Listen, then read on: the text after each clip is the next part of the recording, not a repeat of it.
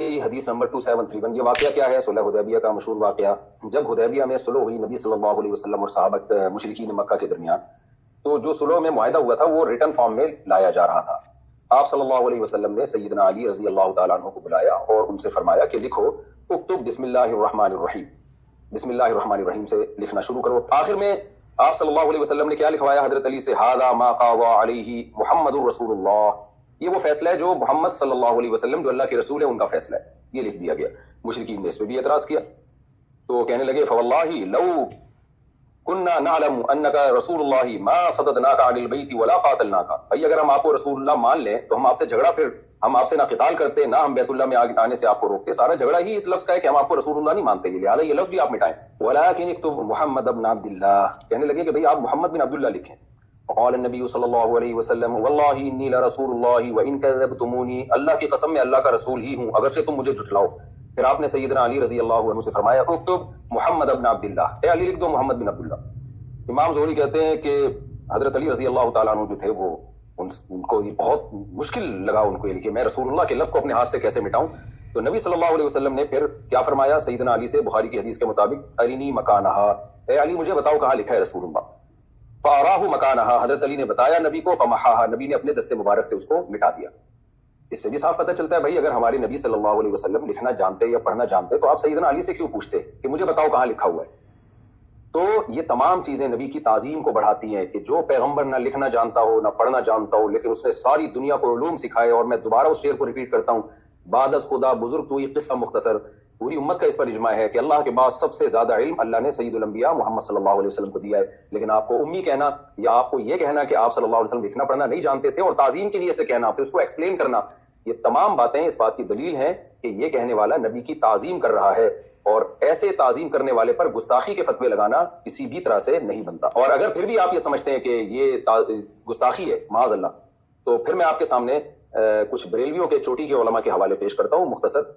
تو جو فتویٰ پھر آپ نے مجھ پہ لگایا ہے ان پہ بھی لگایا۔ کنز الایمان ما خزائن العرفان، امام احمد رضا خان بریلوی صاحب، ان کی تفسیر، انہوں نے قرآن کی جو آیت ہے فآمنوا باللہ ورسولہ النبی الأمی الذی یؤمن باللہ وکلماتہ، اس آیت کی تفسیر میں لکھتے ہیں اللہ اور اس کے رسول بے پڑھے غیب بتانے والے۔ الامی کا ترجمہ انہوں نے کیا بے پڑھے، حالانکہ میں نے بے پڑھے کا مطلب اردو میں ان پڑھ ہی سمجھا جاتا ہے، جبکہ میں نے تو لفظ بے پڑھے استعمال نہیں کیا، میں نے تو کہا آپ صلی اللہ علیہ وسلم لکھنا پڑھنا نہیں جانتے تھے، جبکہ جناب احمد رضا خان بریلوی نے تو بے پڑھے کا لفظ نبی صلی اللہ علیہ وسلم کے لیے استعمال کیا۔ اور میرا ایک کلپ موجود ہے جناب امام احمد رضا خان کے فیور میں، آپ وہ یوٹیوب پہ سرچ کر سکتے ہیں کہ میرے سامنے کسی نے کوئی عبارت نکالی اور کہا کہ اس سے تو ان کی گستاخی ثابت ہو رہی ہے، تو میں نے اس کی تعویل کی، کیونکہ بعض لوگ مجھ پہ یہ الزام لگا رہے ہیں کہ ان کے لیے اپنے لیے اصول کچھ اور ہیں، دوسروں کے لیے اصول کچھ اور ہیں، تو یہ الزام بھی غلط ہے۔ آپ میرا وہ کلپ دیکھ سکتے ہیں کہ اس میں جناب احمد رضا خان، بہت پرانا کلپ ہے وہ، میں کہہ رہا ہوں اس سے گستاخی کا پہلو نکالنا ٹھیک نہیں ہے۔ تو جب ہم جناب احمد رضا خان بریلوی سے بیسیوں اختلافات کے باوجود ان کی اس بے پڑھے لفظ سے گستاخی کا پہلو نہیں نکال رہے، تو آپ ہمیں لفظ امی کو ایکسپلین کرنے میں آپ ہمیں کیسے گستاخ قرار دے سکتے ہیں؟ ایک اور حوالہ مظہر القرآن، تفسیر مظہر القرآن جلد اول میں بریلویوں کے بہت بڑے عالم ہیں شیخ الاسلام مفتی شاہ محمد مظہر اللہ دہلوی، یہ اپنی کتاب میں لکھتے ہیں اللہ تعالیٰ نے مجھے یعنی محمد صلی اللہ علیہ وسلم کو پچھلی کتابوں میں امی لقب سے یاد فرمایا۔ آگے اس کی ایکسپلینیشن، اس کی روایت کی کو ایکسپلین کرتے ہوئے کہتے ہیں اس لیے کہ آپ ان پڑھ تھے۔ اب آپ دیکھیں انہوں نے تو آپ کے لیے ان پڑھ کا لفظ استعمال کیا ہے، میں نے تو ان پڑھ کا لفظ بھی استعمال نہیں کیا۔ پھر آگے کہتے ہیں یا اس وجہ سے کہ آپ ام القری یعنی مکہ میں پیدا ہوئے تھے، ان پڑھ ہونا حضور کے لیے بڑا فخر ہے، نہ کہ نہ پڑھے نہ لکھے اور وہی کے ذریعے سے بڑے بڑے لوگوں کو دنیا اور دین کے انتظام سکھائے۔ دوبارہ میں ان کے الفاظ کو ریپیٹ کر دیتا ہوں، کہتے ہیں اس لیے کہ آپ صلی اللہ علیہ وسلم ان پڑھ تھے، اور پھر آگے فرمایا کہ حضور کی ان پڑھ ہونا حضور کے لیے بڑا فخر ہے کہ نہ پڑھے نہ لکھے اور وہی کے ذریعے سے بڑے بڑے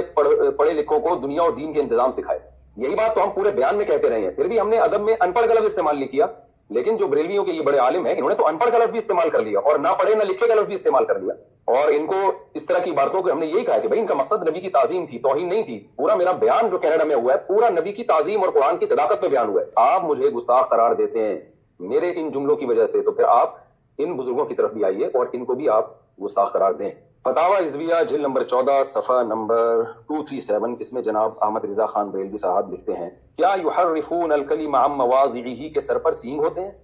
اب آپ بتائیے قرآن مجید کی آیت کے لیے یہ الفاظ استعمال کرنا یحرفون الکلم عن مواضعہ کے سر پر سینگ ہوتے ہیں، کیا اس سے بے ادبی نہیں جھلکتی؟ لیکن ہم تو تعویل کرتے ہیں کہ بھائی ان کا مقصد بے ادبی نہیں تھا، زور خطابت میں اور قلم کے زور میں انہوں نے ایک بات بیان کی اور مقصد سامنے والے کی بے ادبی تھی۔ لیکن اول نظر میں آپ کو کیا لگ رہا ہے؟ دوبارہ میں پڑھ دیتا ہوں، یہ کیا کہتے ہیں؟ یحرفون الکلم عن مواضعہ، کیا یحرفون الکلم عن مواضعہ کے سر پہ سینگ ہوتے ہیں؟ یعنی ایسے ہی ہے جیسے کوئی کہہ لے کیا سورہ اخلاص کے سر پہ سینگ ہوتے ہیں، کیا قل واللہ کے سر پہ سینگ ہوتے ہیں، کیا سورہ فلق کے سر پہ سینگ ہوتے ہیں؟ تو آپ دیکھیں کہ یہ انداز بیان کیسا ہے۔ کیوں ہمارے جو بریلویوں میں جو متشدد حضرات ہیں اس کی تعویل کرتے ہیں؟ اس لیے تعویل کرتے ہیں کہ کہتے ہیں ان کی نیت یہ نہیں تھی۔ تو جب بھائی آپ کے لوگ اگر کوئی ایسا لفظ استعمال کریں جس سے گستاخی جھلک رہی ہو لیکن آپ اس کو نیت کو ایکسپلین کرنے کا موقع بھی دیتے ہیں، ڈیفینڈ بھی کرتے ہیں، تو اگر یہ کام کسی دوسرے سے ہو جائے تو یہ کیا بات ہے کہ بھئی دوسروں کے لیے اصول کچھ اور اپنے لیے اصول کچھ اور۔ یہ تو دو باتیں جن کی بیس پہ مجھ پہ گستاخیوں کے الزام لگے ان کو میں نے ذرا ایکسپلین کیا ہے۔ اب میں تیسری بات کی طرف آتا ہوں۔ شریعت کا دیکھیں ایک اصول ہے کہ ایک شخص جو نبی صلی اللہ علیہ وسلم پر ایمان رکھتا ہے، نبی کی دعوت اور تبلیغ کے لیے دنیا میں نکلا ہوا ہے۔ میرے سفر 99% دین کی دعوت اور تبلیغ کے لیے ہوتے ہیں، نبی کی عظمت کو بیان کرنے کے لیے، قرآن کی صداقت کو بیان کرنے کے لیے ہوتے ہیں۔ ایسے شخص سے اگر کوئی ایسا لفظ نکل جائے کہ جس میں گستاخی کا پہلو نکل رہا ہو اور اس کی تعویل کی جائے تو گستاخی کا پہلو نہیں نکل رہا ہو، تو شریعت کیا کہتی ہے کہ آپ کسی شخص کے کلام کو گستاخی پر معمول کریں یا اس کی کوئی تعویل کریں، کسی ایسے شخص کے کلام کو جو کلمہ گو مسلمان ہے؟ شریعت کیا کہتی ہے اس بارے میں؟ یا اس کو سلپ آف ٹنگ پہ معمول کریں آپ کہ بھئی